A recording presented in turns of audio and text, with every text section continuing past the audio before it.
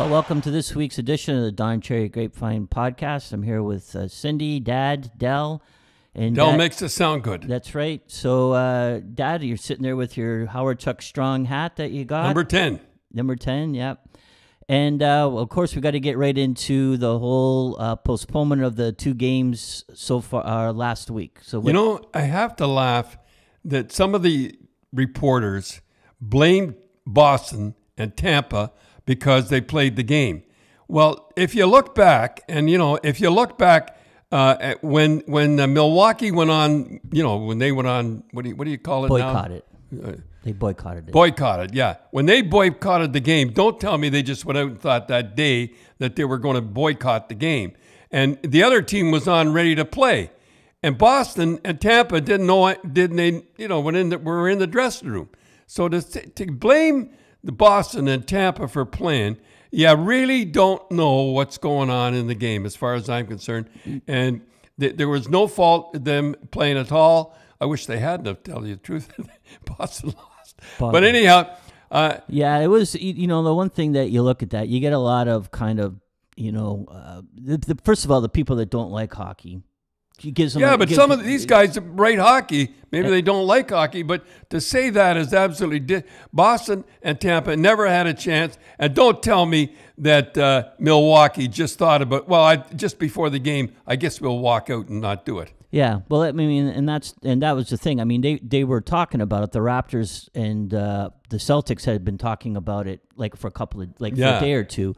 But as you say, I forget who Milwaukee was playing. They were shooting warm up. Yeah, they were ready to go. They were ready to go, and they came out. And then you had broadcasters who make their living in hockey.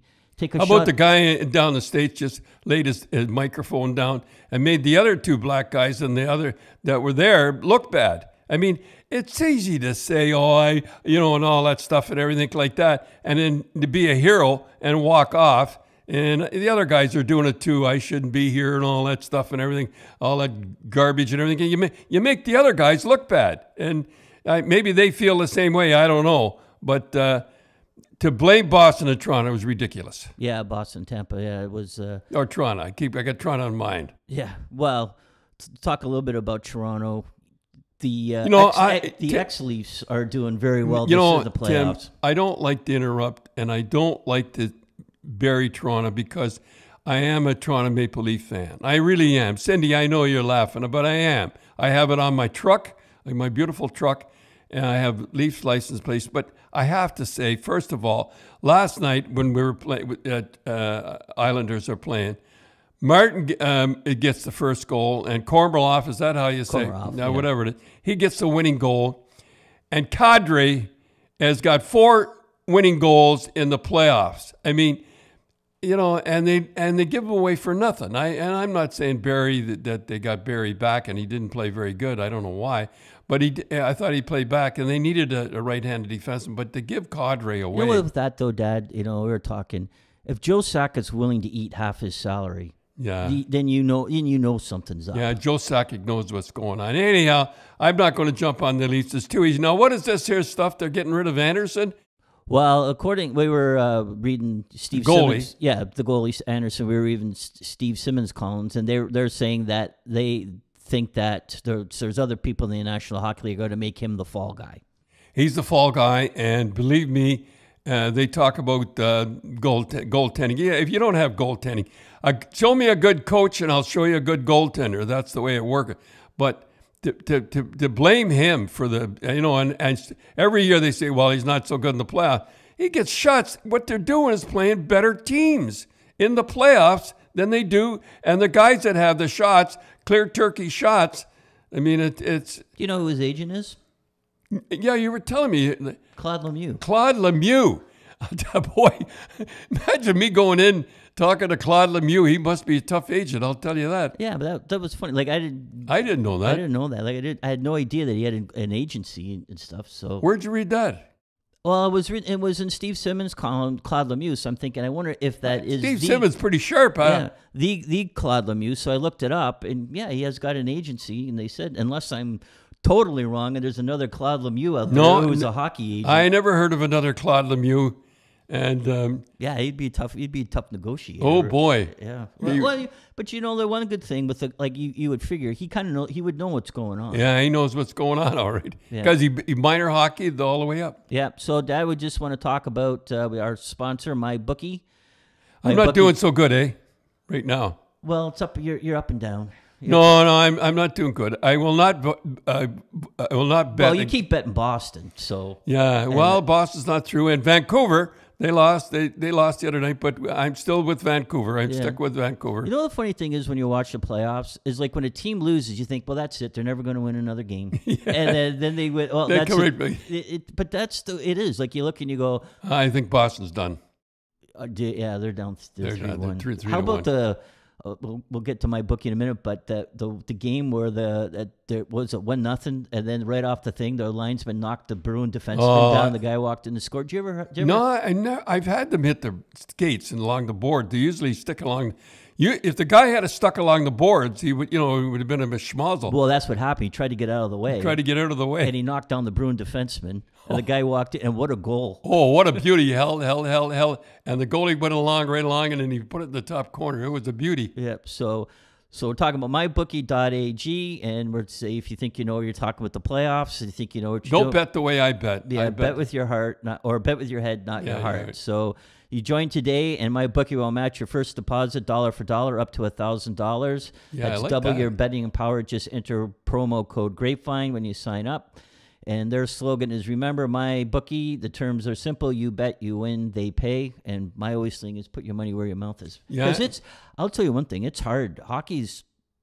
Yeah, they look good one game, but who would have figured, like Maxim he's been terrific in the playoffs, but he wasn't so good the other day. Yeah, on the Saturday game, it was 2-0 on 4 shots.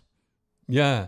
It goes to show you, like, if your goalie just absolutely falters a little bit nowadays. Well, all you have to do is take a look at Binghamton. I'll never forget that game. He looked so bad at St. Louis. Remember that game? It was game 6. Yeah. Yeah. And Rask looked so good in that game. And remember he scored. That was a funny game, and Binghamton was dynamite. I saw him, like I said many times. He's in the elevator. He says, "Oh, we're winning today," and he did. Then he had a pretty good season during the day, the regular season. But then during the playoffs, he just, I don't know, he lost had a good regular season. I don't know.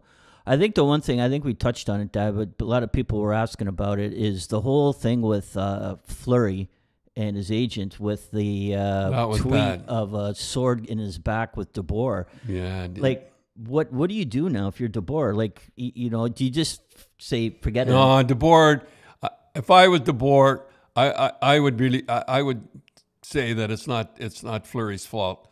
And I don't think, anyhow, boy, it was a great card. It was a great picture, eh? Yeah.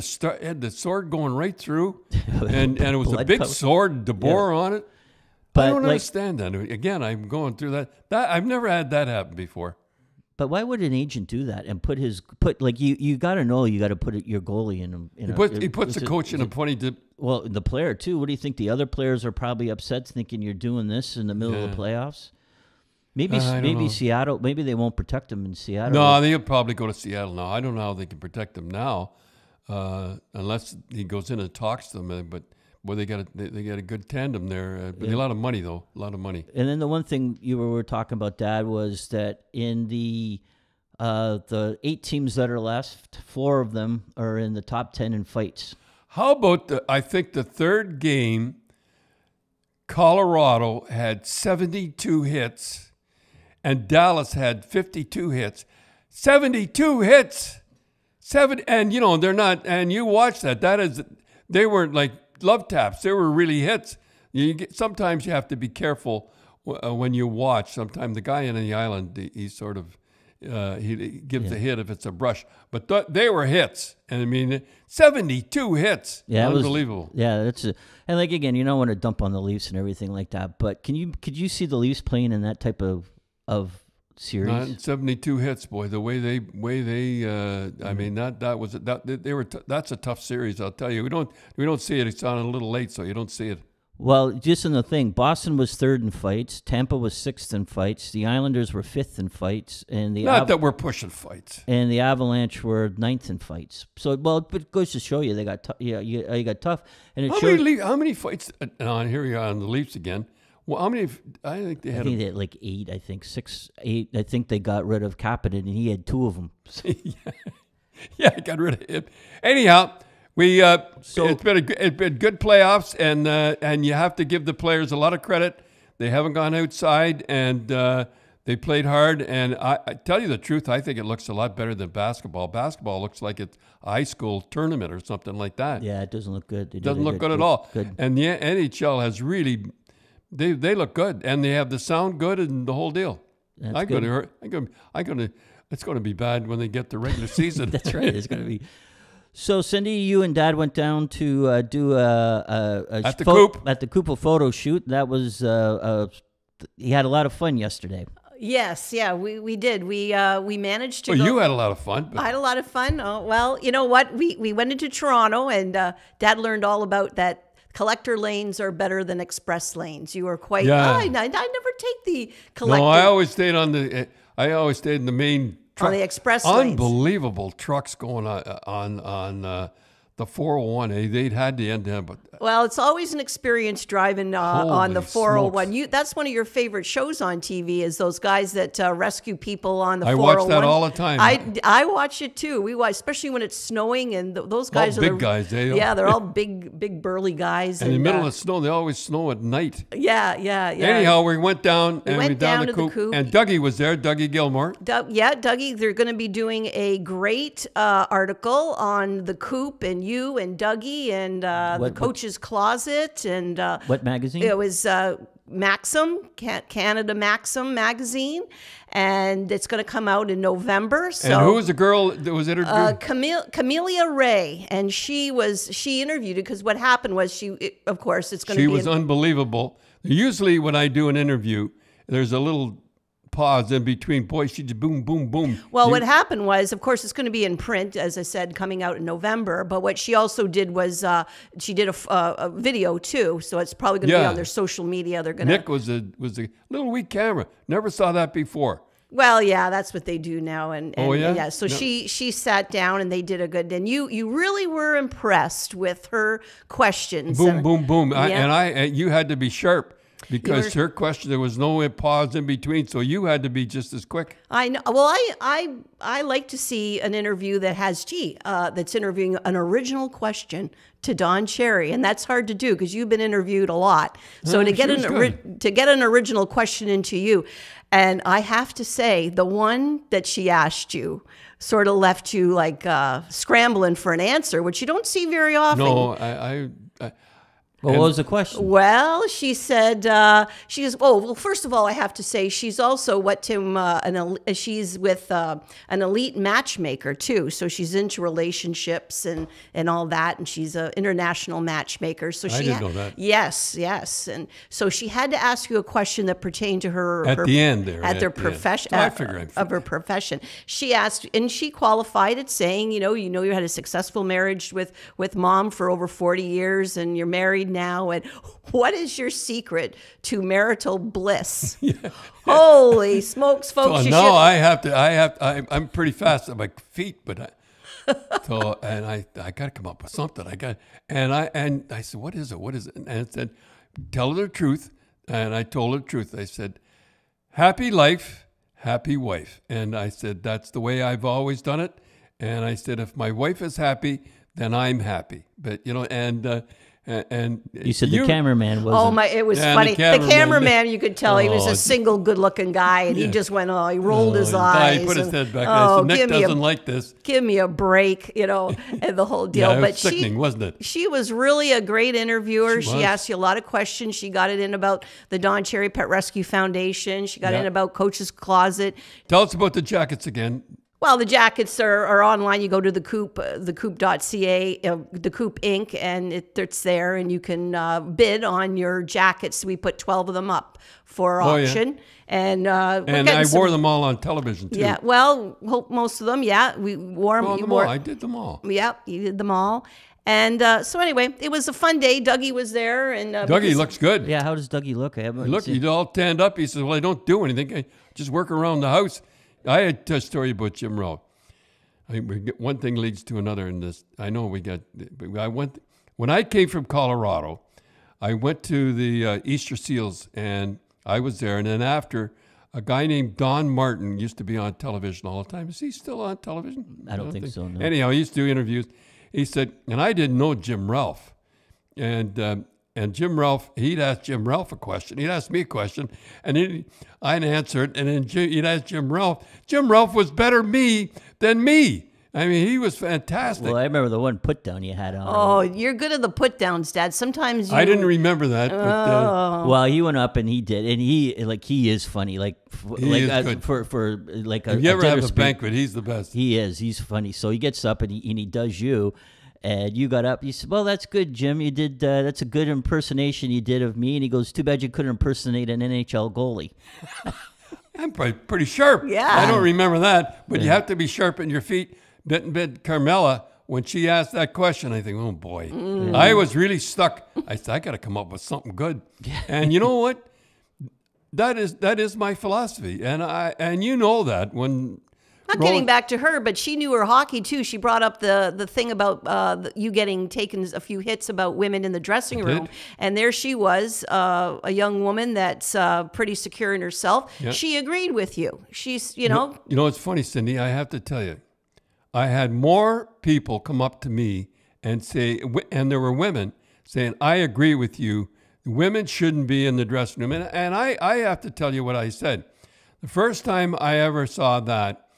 I was in the island, and I never forget her name was Mary, and the guys were walking around naked, and you know, I turned around, and there she is standing there, young girl, and I said, I have to tell you, this is very, very embarrassing to me. She said, well, it's not to me. I said, well, it's to me, and I said, well, we have to go outside, and you know, some of the guys, and then. But they don't go to the dressing room anymore. No, I don't think they go in the dressing room. I don't think the media is allowed in the dressing room anymore. Well, when they heard that, I know in the wives' room in Boston, when there was a woman in the dressing John room. Mattel's wife, Nancy. Well, the women, the wives don't like it either. And they're always good looking. Yeah, somehow, they're always good looking. They're always good. And you know, I got criticized by that girl because, I know. Big thing is, she really criticized me saying about I don't think women should be in the dressing room. Oh, you got hammered for that. Yeah, I really got hammered for that. And then, I had more women coming up to me off the camera saying, "I agree," like older women. Well, as Camilla does, she there agreed, she is into relationships and knows her stuff. And you know why? And she said, and I forget what I said then. She said, "You said that you always put women on a pedestal." That you don't. At the start of that whole thing, you said, "I put women on a pedestal. They're better than us." Yeah. And then, but when you see the clip, they cut that out. Yeah, of course. They cut that out. Well, you don't want to look too good. Yeah. You know, you've had a lot of commercials. My very first commercial was for Bridgestone tires. It was, and I went out to Vancouver. I don't know why they were always doing it in Vancouver. And I could not do it. I had to do something. I could do them now, but I could not do something with a bicycle, something about giving a bicycle away. I couldn't get it right. And the director was kind of a mean guy, and he come to me and he says, "Take a walk around the block." Well, I thought he meant take a walk, really go outside, take a walk around the block. What he meant was, but he was pretty sharp. Go and think about go into another room and think about it. And I remember Pat McElhaney come in, and I said, "Pat, if that guy says take a walk around the block again, I'm going to drift him." So I did it, and I remember we had a tough time with the Bull Terrier. Was really a nice dog. But he had him sitting. He couldn't sit on tires because he's too muscular. Anyhow, that was my first one. That's right. Well, we're going to take a listen to, I think, your best one. Oh. So this is the Molson Bubba. So I'll tell you about that. There's we don't have the video, but we'll listen to the audio. Hey guys, look who I ran into. Hey, how's it going, ladies? Beer, beer, beer, Bubba, beer, beer, beer. Oh, when we get together, just me and all the lads. Everyone remembers all the fun we've had. 'Cause every time we gather, there's plenty of good cheer. Imagine more of me. That calls for a Bubba beer. The Molson Boston Canadian Bubba, now dressed like Don Cherry. And beauty for the playoffs. Please don't drink and drive. Well, Dad, there was a lot of controversy around that commercial because it was such a catchy tune. What was it? Where did that tune? Did they write that tune? No, that was an Irish tune, and what happened was the kids were coming out and they were marching like little march, but good to get together, and it was a catchy little tune. And what happened was Molson's got, well, we won't say who it was. I guess we can say it. Labatt's, the other big powerful thing, they complained, and that the kids are and I was the kids. I think they were complaining that they were using a celebrity to promote. Yeah, well, it was me. Beer. And the kids like me, and they listened to me and the whole deal. And it was front page of the Sun. I'll never forget it. So Molson says, "Hey, we're happy." They were happy. Yeah, well, kind of what happened was, I remember that some lady complained, and there was she held one of the Bubba cans that you could still find them on eBay, right? Like go on eBay. Oh, I have a whole. You know what? I have a whole bunch of those. And are they great? You know what people do with those? They make lamps out of them, and they really look good. You could go to one of the stores and get a base and get a shade. And they make lamps out of the bells. I went, just to let you know, I went to all the beer stores, and I said, can I have all the Bubba cans? And they used to sell them to me for 25 cents. And I have a whole stash of them because what you do is you sign them and we give them away for fundraising. Tools. So lady was on there with the Bubba cans, and she was holding on the Toronto Sun, and we found out later that she had some connection with Labatt's and all that. Don't matter. It was good publicity. It was a good song. It was. And then you got in trouble again when you were doing, I think, the sports lottery, and you said, come on, what do you think, this is a ballet practice? And then you got in trouble again.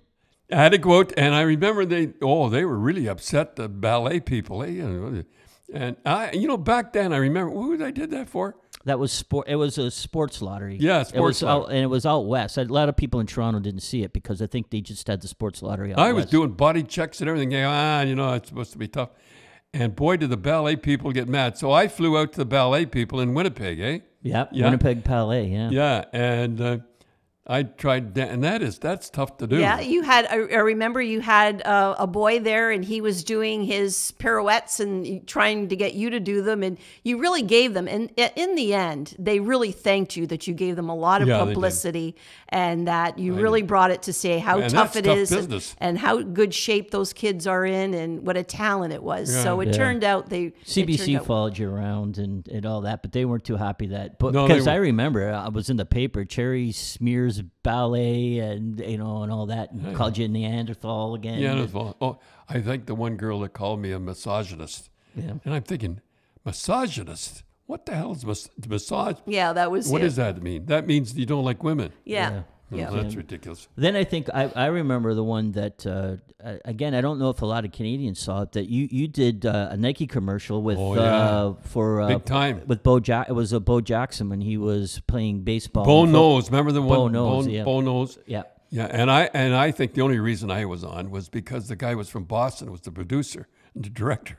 That's the only reason. So what's Bo Jackson's famous for? What? Like a lot of people. Bo Jackson he played both baseball and football until he was a great athlete. He got injured. But anyhow, so I'm out there and I'm just doing the commercial. In California, right? California. I flew all the way. I flew out. What a guy! I hate hotels and stay. I flew all the way out one day, flew all the way back that night. L.A. What a jerk I was. So anyhow, I think I stayed overnight and had a few beers, but no, I had to get home. So anyhow, when I went out there and Harry Carey was there, he was on before me, and what a great guy he was. He knew all about hockey. He was St. Louis, eh? Yeah. From St. Louis. He was the announcer, and his wife was just as nice. She was sitting in the back, just as nice as pie. And some people might not know who Harry Carey is. He was the announcer at the Cubs games. He was the Cub games, and he was the first guy to sing that song. Take Me Out to the Ball Game. He used on the seventh inning stretch at Wrigley Field. And he used to have Take Me Out to the Ball Game, and he put it down to the crowd, and they'd sing. And I got asked to do that one time. Yeah. I must talk about that sometime. Yeah, after he passed away, then they got celebrities to do it. Yeah, like I'm supposed to be a celebrity. Greg O'Halloran got me out there. Anyhow, I'll talk about that later. But anyhow, I remember they were in there, and I sat there with a bull terrier. The Boston guys knew me, but Boston guy knew me. The other, I don't think. And they had an English director with long hair. I wish I knew his name, but I don't. But he had long hair, and he was supposed to be the best commercial director of all time. And he was sitting in the back, and I had the bull terrier, and the bull terrier was big build, and what how stupid I was. And he just grazed my nose, the bull terrier. He said, "Hey, just cut it out, cut that stuff out." So I said, they had me do, and I'll tell you how they do commercials down there. They had me do the all the way down, and then my commercials come in. So I find, and they were in the back. It was a girl. So like what happened was that it was a long commercial because it was like almost a minute and a half commercial because it was going to be it was during the Super Bowl, and so that was kind of like Bono's all these different sports. Yeah, and then you just had like everybody had one or two lines. Yeah, I just had Bono's or what did I say? I forget what I said. I know hockey, wasn't it? No, Bono's hockey or something like that. Bono's hockey. But he doesn't know hockey yet. Or something. Anyhow, the bull terrier, I had a bull terrier sitting with me, and he just grazed my nose to tell me, I was kind of pushing him around and that. Hey, just that's enough. So I couldn't get it right. I mean, you think I'd get it? So I said, I just happened to say, and I could hear them back of the curtain, and I said, look, can I just say what I'm supposed to say? I don't want to say what. And I heard this guy say, this English guy, director, I don't know if he's English or not, but he said, just do it the way he wants to do it. That's how good he was. So now I get it through, and I do, I said Bono's or something. I forget what I said. I met Harry Carey. That was the thrill of me, just meeting this guy. So now we go to I go to watch at the big auditorium. I think it was USC Stadium. Like it was where the Trojans play. 150,000 people considered it. And he was doing Bono's and everything. And the guy was with the camera wouldn't get in, and he said, "Give me that camera. I'll show you how to drive." And he went right in amongst all the football players, banging and smashing. And he come out of it. He had a cut running down the side of his face. That's the way to do it. So now I'm going to tell you something else that what happened there. Maybe I shouldn't, but I am anyhow. What do I care? Well, I do care, but. So I'm standing up at the top, and at the top, and you have to walk up through the thing. And at the top of the stairs, the truck was there, and everybody was there.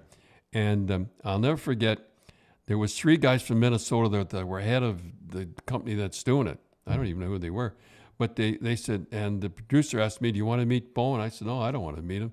It sounds like a jerk to me." So I stood back, and they stood there with their hands out, waiting for him, and he wouldn't shake their hand.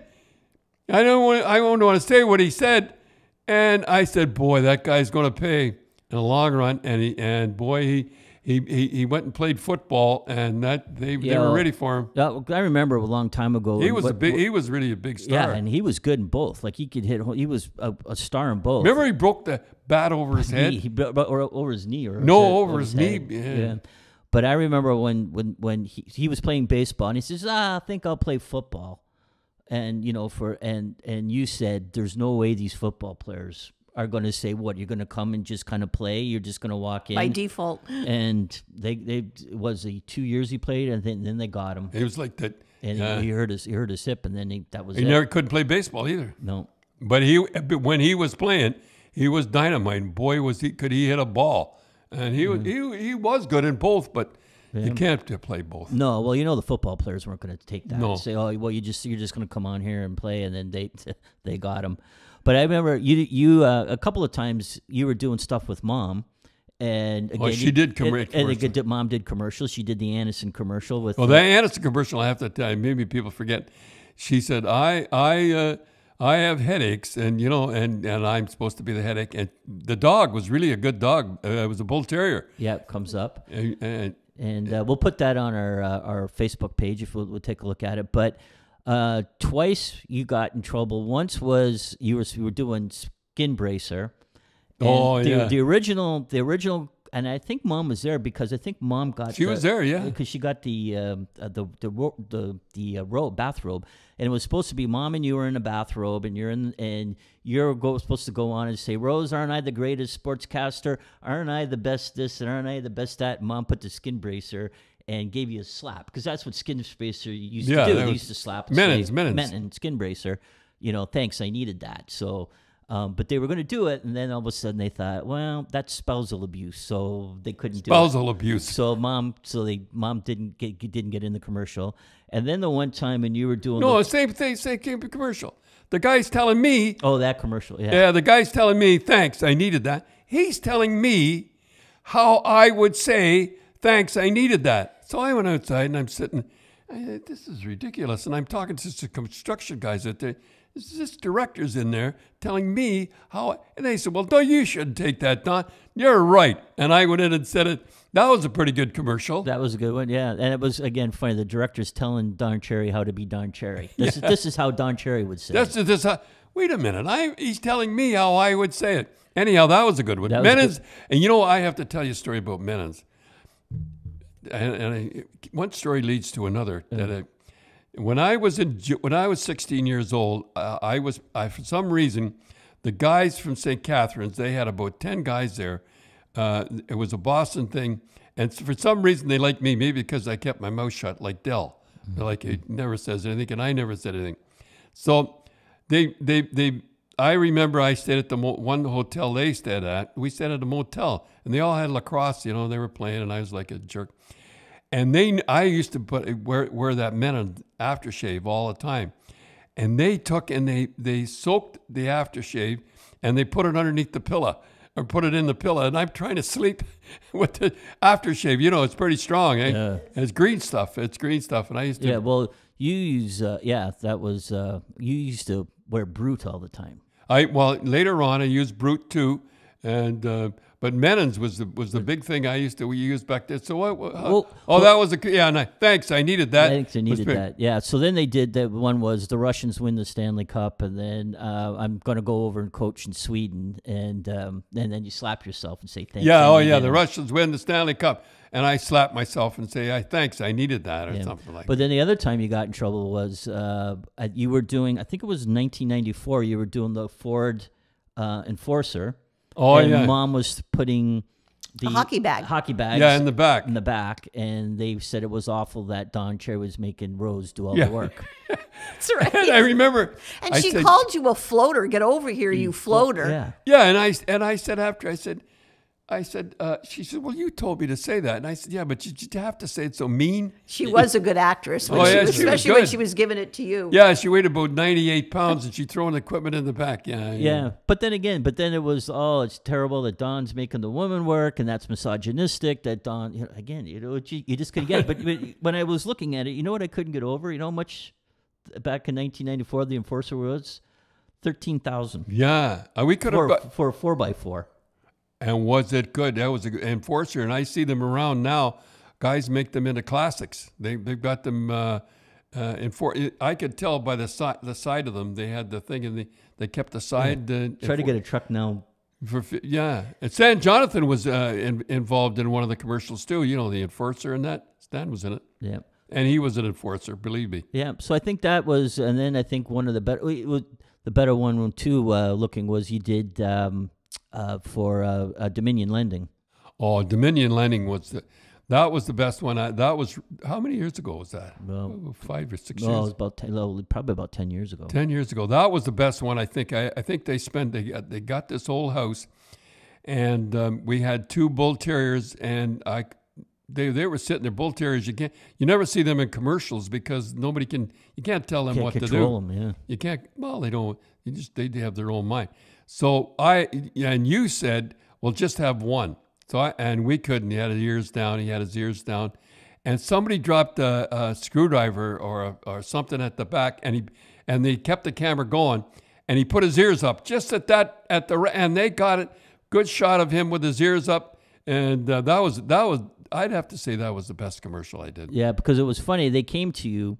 And they says, well, we want to do a commercial, and do you have any ideas?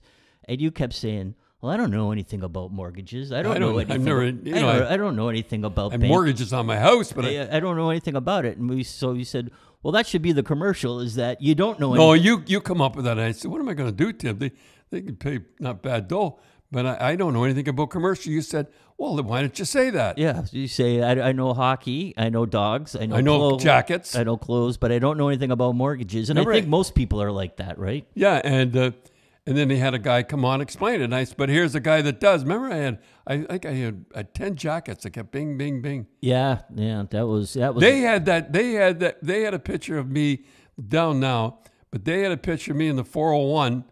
A big billboard. Billboard. It was really nice. It fell apart.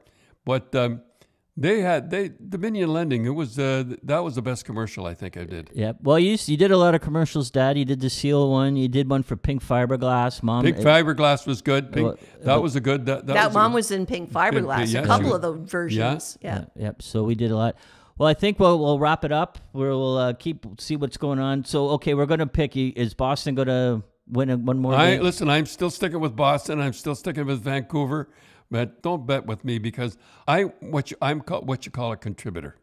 Yeah, okay. Well, we'd like to thank our sponsor, MyBookie.ag. And again, join today and MyBookie will match your first deposit dollar for dollar up to $1,000. That's double your betting power. Just enter promo code Grapevine. And as we always like to say, put your money where your mouth is. And I do it wrong. I put my money where my heart is. Yeah. And I hope Vancouver. But I'll tell you, boy, that Colorado, 72 hits. And that's what I keep track of, all the hits. First thing I go to is the hits. 72 hits, and Dallas had 52 hits. So I'm telling you, boy, that's war. That's a good series to watch.